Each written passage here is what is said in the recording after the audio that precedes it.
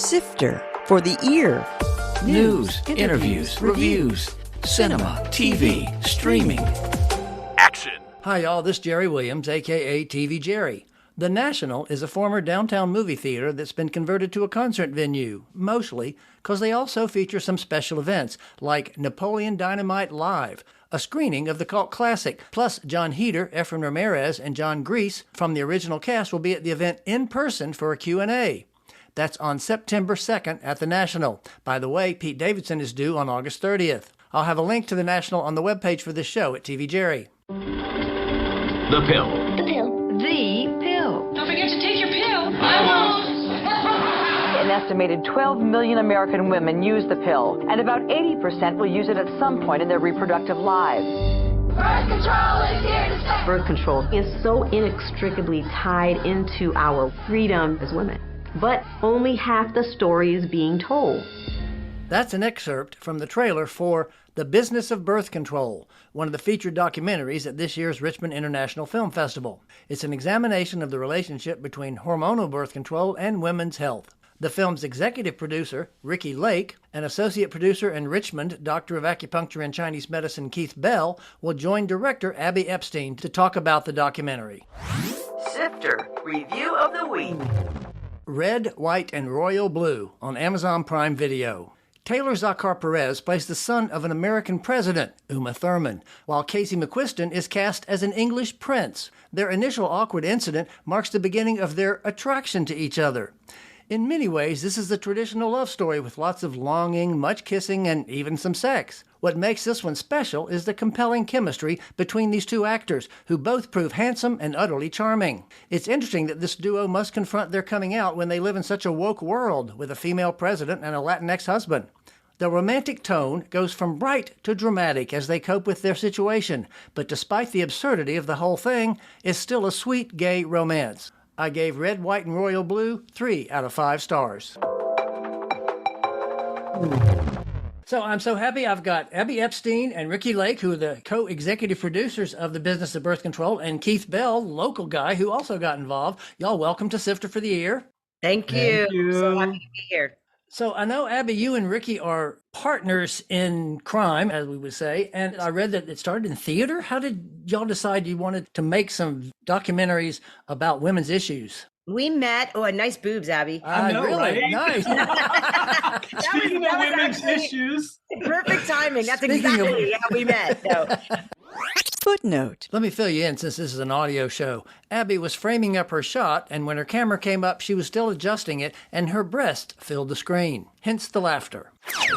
Abby and I, it's safe to say we met and fell in love during a production of the Vagina Monologues off Broadway. Right. Abby was the director. I was just one of the women that came through. You know, these casts would rotate every 2 or 3 weeks. Right. I don't know. We just had this amazing connection. And Abby would say that there were hundreds of actresses that she worked with over the years. And really, I was the one real friendship and then partnership. It's also safe to say that like the work that I'm most proud of is the work that I do with her. These little movies that take forever to make, that don't really produce any monetary gain, but they have really changed, culture and protocols and educated so many people. And we're super proud of the work we do. And we're so excited to come to Richmond with our new cut of our new film. You said to Keith before we started that you're coming back to Richmond. When did y'all come here before? And Keith, did you drag him here? Well, I don't know. Keith said it's either like 5 years or 10 years. Like it's like been a long time. We've traveled extensively with all of our movies, and Richmond was such a memorable experience for me. Not only falling in love with Keith, but Amber Price and visiting the hospitals and going out to the rest. I mean, we just really had a very, very fun and productive time in Richmond, and I'm excited to come back. So y'all started this company. What is the concept and what inspired you to do this? Abby? I mean, really, I guess the first film was born, no pun intended, when I had made a documentary about the Vagina Monologues itself and the V-Day movement to end violence against women and girls. So I had just sort of done this like little pivot from theater to documentary film. And then Ricki said to me, she had just had this birth experience a couple years before where she gave birth to her second son at home with a midwife. And she was like, I'd really like to do a project around this. And that's how it began. And I didn't really know in the beginning what we were getting into. Like, I think Ricki kind of knew how powerful some of this information could be that women just didn't have access to about choices and options. And I didn't really know at the time. I was kind of, like following her lead. And then we both ended up having our birth stories in the film. And it just became this like very personal film for both of us, but also this very, very influential film for like, thousands and thousands of people. Like we just never stop hearing about this. Footnote. This duo has produced several films under their BOBB Films banner, including The Business of Being Born, Breast Milk, and Weed the People. It really just comes from having women be really in touch and empowered with their hormonal experience, with their birth experience, and that was like one of the reasons that we found Keith and we like loved Keith's work. Now, Keith, how did you get pulled into this? I got pulled into this. Actually, Abby was in Richmond. She was here for a local Birth Matters conference. She was the speaker and I was the sponsor. And so there was this little sponsorship lunching before Abby spoke. And I wasn't even going to stay for the conference because it had been a long week. Abby sits down and my husband, Josh, looks at her and says, "You two are going to be good friends. You have to stay." Oh, wow. But then I saw Abby speak and I was like, what a lot of people don't know is I actually studied documentary filmmaking at VCU, didn't go into it, decided to go in holistic medicine. And when I saw Abby spoke, I said, well, you know what? I want to be involved in documentary filmmaking again. And Abby said, hey, we're working on this new film called Weed the People, which was about medical marijuana for pediatric brain cancer. And we were talking about how I could help with Weed the People. And all of a sudden, Abby ends the luncheon with, oh, we're going to start this new project. It's about the birth control pill.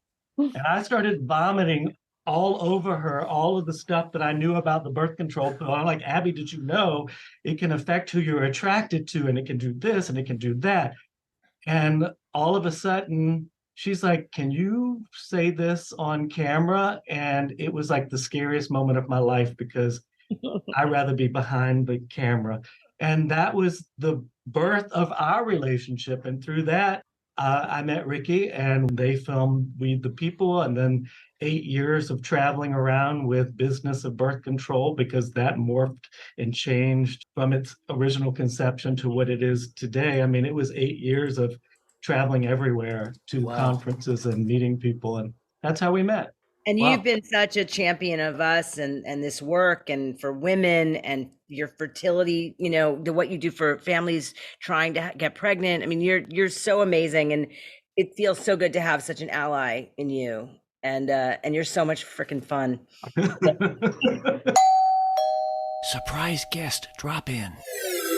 Speaking of fun, we got another surprise drop in here. Wanted to say hello for a minute. Hello, surprise, surprise. Hi, Heather. This is Heather Waters, the executive director of the Richmond International Film Festival, called to say hello, guys. Oh my God. Hi, Heather. Hi, Ricki. Hi, Heather. We're so excited. Thank you so much for putting us in your festival. I know it was pretty last minute. It was, but I could not be more excited. I think the content, everything that you guys are doing is just incredible. It's exactly the kind of film that we want to share with Richmond. And the fact that you guys are all going to be here. We're so excited. And this cut, it's a shorter version of the original film, and it's really strong. And I'm so excited for it to have its premiere with you guys. Oh, wow. Well, so Heather, I believe you've been talking about there's some other events that are going to be surrounding this as well.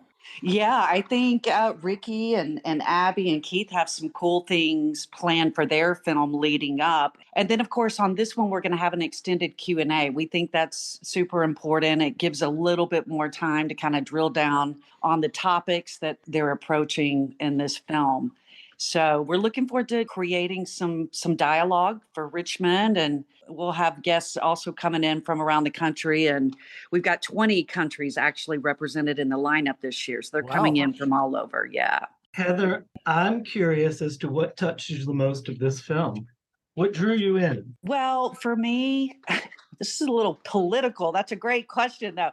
But I try and live a very holistic kind of life and stay away from meds in general.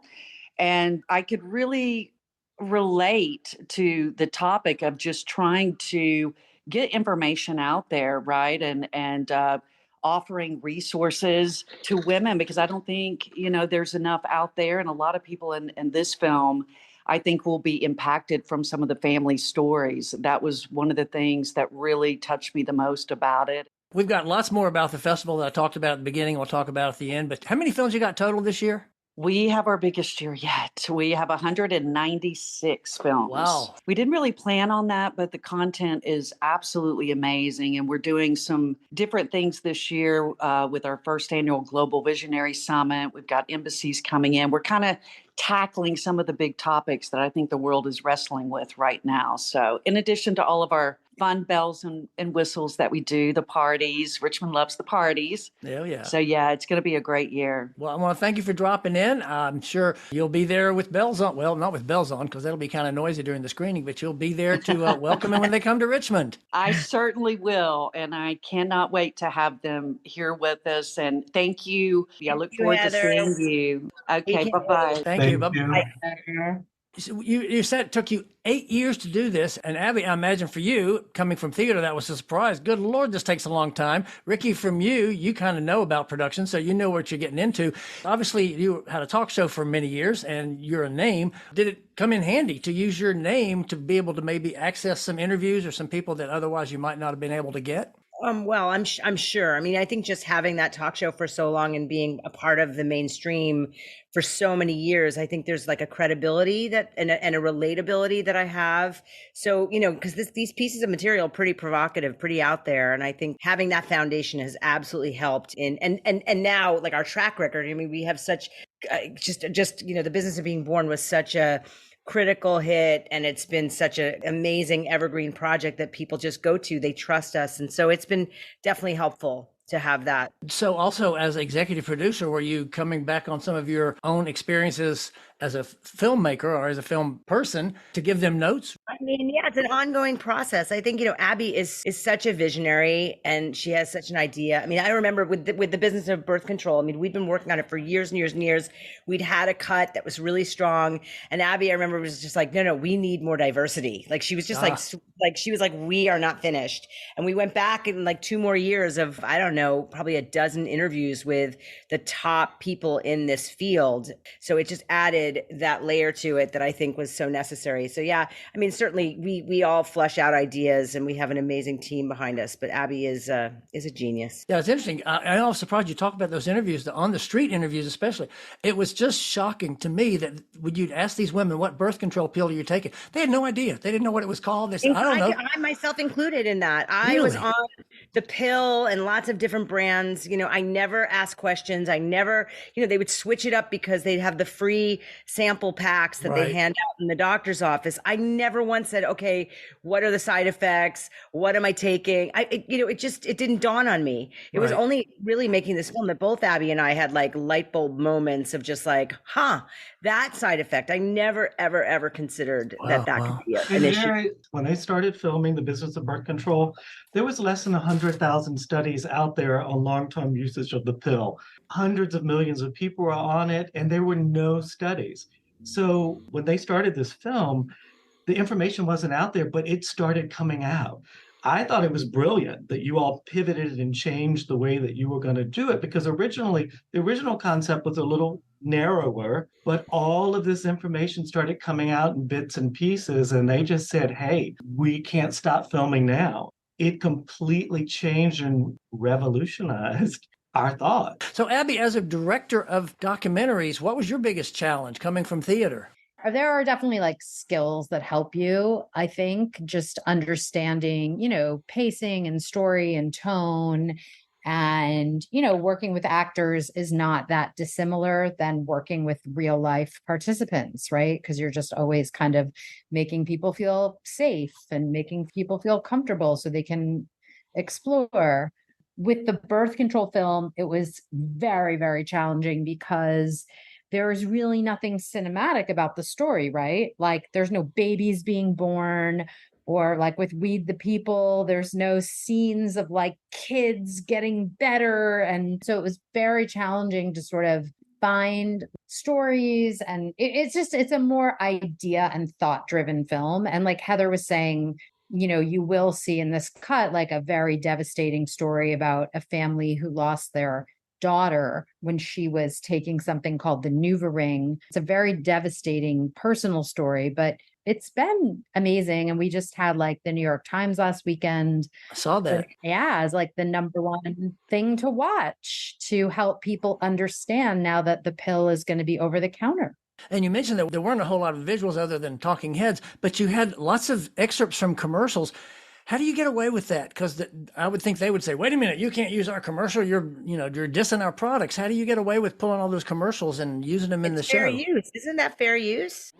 Footnote. Fair use is a term used for news and documentaries. It's the right to use a copyrighted work under certain conditions without permission of the copyright owner.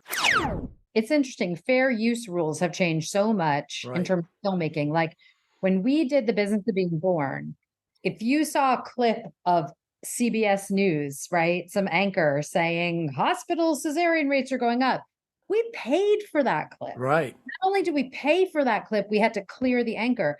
Now things have shifted so much more toward this like fair use legal standing that you don't even think about paying for like a news clip, or as long as it's not gratuitous and it's like illustrating your point and the lawyers vet it and say, yes.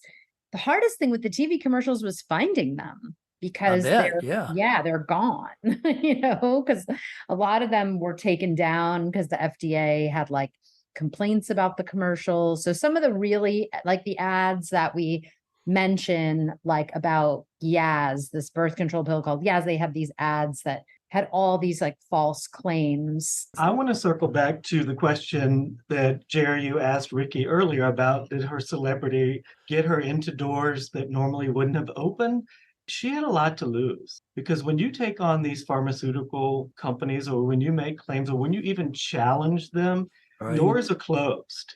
And there were many times I remember in this production that people would be like, okay, yeah, we'll do this. You're Ricki Lake. And then the door got closed because it's like, we can't put this on air because you're making a challenge to a company that is financially supporting us. I was also dumped off a board of a group that's preventing teenage pregnancy. I'd been involved with them for a really years and years and years. I was like they had like an advisory board. I mean, I was heavily involved doing PSAs for them. And the minute they got wind that I was doing a project that was challenging the pill in any way, they didn't see any footage. We were just starting the process. Wow. They read a blurb and they kicked me off the board without questions asked. They were just can't be involved. That's incredible. Wow. It is incredible. So how did you find those two stories, that amazing story that you mentioned about Brittany and the other one? How did you find those people? Our producer, Holly Griggs-Spall, she wrote this book called Sweetening the Pill. And that was really the kind of jumping off point and inspiration for this movie. And this movie actually was called Sweetening the Pill at one point in time. And she knew about this woman, Karen Langhart, whose daughter, Erica, passed away also from the NuvaRing. And I really feel for these families because really what they want is not to take things off the market or take choices away from women. Like really all they want is just sort of a better warning label, more transparency, and just to make sure women know the risks, right? But a lot of people aren't even aware that there is a risk of ever even having so it's been very hard for the parents to try to get this message out. Very hard. So Ricki, what would you say working on this project all these years was the biggest surprise to you? Actually, the biggest surprise is what I learned from Keith Bell, is that it can change who you're attracted to, that it changes your pheromones. I mean, he broke it down so simply and it made so much sense. And so many women who have learned that information have put the dots together, and that very much could have affected my choices in that relationship. And yeah, I mean, that was really the most disturbing thing. But obviously the fact that, women, young, healthy women dying, I mean, it's the extreme to that. And then it changes who you are fundamentally. It's something to consider. And I certainly never had that opportunity to consider the risks and benefits when I was put on it at 20 years old. And Keith, what about you? What was your biggest surprise when you, I guess, saw the final product, or even when it was in the process? My biggest surprise was how they brought out, they being Ricki and Abby, these voices of these amazing women. Because again, when you see the final film, there are these incredibly powerful voices of change and body literacy and empowerment. And so many of them were very young, which is great. Yes, it gives you hope. It gives you hope for the future. I cry every time I watch it just from watching these, like you say, young people and women who have an incredibly strong, powerful voice. Obviously, as everybody knows, there are dozens and dozens of outrage documentaries all the time now on all the streaming services. So how can you spread the message? How can you cut through the clutter with this documentary? I think that this documentary, I don't think there's anything else like it. I think it's especially like hitting more of like Gen Z, right? Because that generation, they are not thrilled about the options that they have right now for contraception, but also like there doesn't seem to be sort of any innovation happening, but they're always like, looking for like biohack. I don't think there's any other film right now that is talking about this. And I think the reason is because it is ahead of its time. Ricki and I have taken like already like so many arrows. There are like very famous other influencers and people who've had Ricki and I on their podcasts, and even they have gotten backlash. Wow. And they've had to say like, hello, we're having a conversation. Like, this is about having a conversation. Like, Right. and This is what I think y'all have done so beautifully. Sorry for interrupting, but you used the word outrage. And anger and frustration and resentment and rage can be channeled into a positive change.